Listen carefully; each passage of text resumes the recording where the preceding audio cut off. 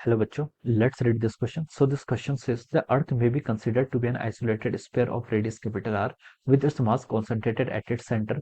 The variation of the gravitational potential V gravitation with distance x from the center of the Earth is shown in the figure. The radius R of the Earth is 6.4 into 10 to the power 6 meter. A meteoroid is at rest at infinity. The meteoroid travels from infinity towards the Earth. Calculate the speed of the meteoroid when it is at a distance of 2r above the Earth's surface. Okay. तो हमें यहाँ पर देखिए बच्चों इस question को start करते हैं। तो इस क्वेश्चन में हमें स्पीड ऑफ द मेटेरोइड्स बतानी, क्या बतानी, स्पीड ऑफ द मेटेरोइड्स जब आपका 2r डिस्टेंस था from the earth surface. Okay, तो देखिए बच्चों इस क्वेश्चन का की कॉन्सेप्ट आप क्या लिख सकते हैं।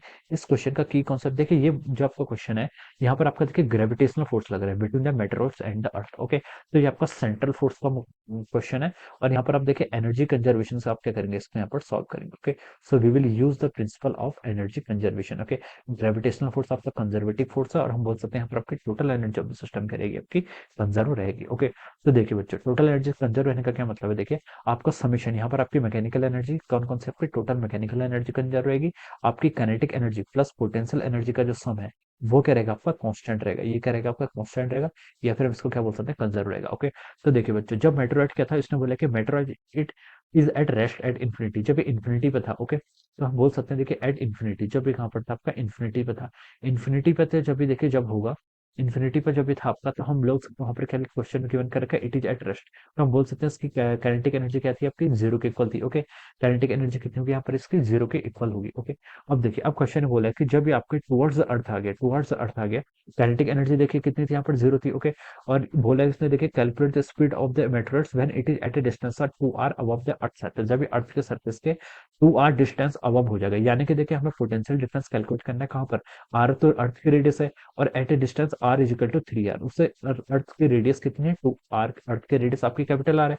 ओके, उसकी सरफेस से भी अबव द अर्थ लिखा है ना 2r, यानी कि पोटेंशियल एट 3r पर हमें कैलकुलेट करना है। ओके, तो देखिए बच्चों इस अगर हम ग्राफ को देखें तो potential at a distance r is equal to 3r पर देखिए आपको कितना गिवन है, -2.2 से थोड़ा सा ऊपर है तो -2.1 लिख लीजिए, कितना आपका -2.1 इंटू 10 to the power 7 हो जाएगा। ओके, जूल पर KG. Okay, this is our potential, ये क्या आ गया आपका पोटेंशियल आ गया -2.1 into 10 to the power 7। Okay, this will be the our potential. Okay, अब देखिए बच्चों अब ये आपका पोटेंशियल आ गया और आपका इन्फिनिटी, इन्फिनिटी पर देखिए आपका कितना पोटेंशियल होगा, इन्फिनिटी पर आपका पोटेंशियल कितना होगा, आपका इन्फिनिटी पर आपका पोटेंशियल जीरो हो जाता है। ओके, पोटेंशियल एट इन्फिनिटी कितना हो जाता है आपका, जीरो हो जाता है। ये आप यहाँ से लिख सकते हैं। ओके, अब देखिए बच्चों आपको क्या बताना है, काइनेटिक एनर्जी, तो काइनेटिक एनर्जी देखिए किसके इक्वल होगा, काइनेटिक एनर्जी होता है आपका change in potential energy. Okay, जो आपका चेंज इन काइनेटिक एनर्जी है वो आपका चेंज इन काइनेटिक एनर्जी को क्या लिख सकते हैं यहाँ पर, आपका negative of change of potential energy, इस फॉर्मूले से लिख सकते हैं। ओके, तो आपका जो चेंज इन काइनेटिक एनर्जी होगा वो पोटेंशियल एनर्जी के चेंज के इक्वल होगा। तो हम इसका पोटेंशियल एनर्जी का चेंज कितना देखिए आपका 2.1 into 10 to the power 7। Okay, negative of potential change के negative of change in potential energy के इक्वल आपका काइनेटिक एनर्जी होगा।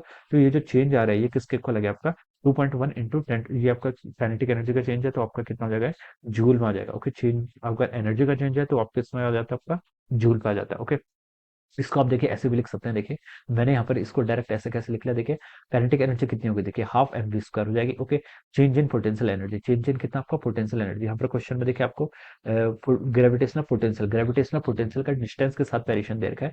तो अब ये कितना होगा, देखिए G capital M divided by 3r, 3r distance पर आप कैलकुलेट कर रहे हैं इंटू आपका यहाँ से एम हो जाएगा। तो यहाँ से आपका ये एम से एम कैंसिल हो गया, यहाँ से आपका वी स्क्वायर देखिए कितना आ गया आपका 2 टाइम्स आपका G M divided by 3r। Okay, इस G M divided by 3r की वैल्यू आपको क्वेश्चन में गिवन कर रखी है।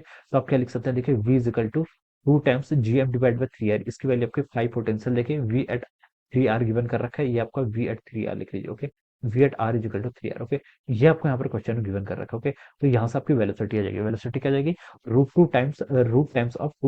Of two times potential at 3r। Okay, ये आप यहाँ पर ऐसे कैलकुलेट कर लेंगे। ओके, अब देखिए बच्चों अब हम यहाँ पर से इसको क्या करते हैं, इसको हम यहाँ पर सॉल्व करते हैं। तो देखिए आपकी वेलोसिटी कितनी हो जाएगी, देखिए आपकी हो जाएगी आपकी 2 टाइम्स कितना है आपका 2.1 इंटू 10 to the power 7 हो जाएगा। Okay, 2 into 10 to the power 7। Okay, yes, तो इसको आप क्या लिख लेंगे, देखिए ये हो जाएगा आपका 4.2 इंटू 10 to the power 7 लिख लीजिए, या फिर आप इसको लिख सकते हैं देखिए √42 टाइम्स आपका 10 to the power 6 हो जाएगा। ओके, ओके, ये आपका यूनिट किस में आ गया, आपके मीटर पर सेकंड में। तो देखिए यहाँ से आपकी जो काइनेटिक स्पीड आ गई, स्पीड क्या आएगी √42 आपका देखिए कितना होता है आपका, ये आपका 6 का 36 हो जाता है और 7 का ये आपका देखिए लगभग लगभग 6.48 जितना आ रहा है, 6.48 into 10 to the power 3 metre पर second. Okay, so this is the speed, ये क्या हो जाएगा आपके, this is the speed of the meteoroids. कब होगी, जब it is at a distance of 3 r from the centre of the earth और 2 r from the earth surface. Okay, तो तब इसकी जो काइनेटिक एनर्जी होगी वो कितनी हो जाएगी आपके 6.48 into 10 to the power 3 metre पर सेकंड। ओके,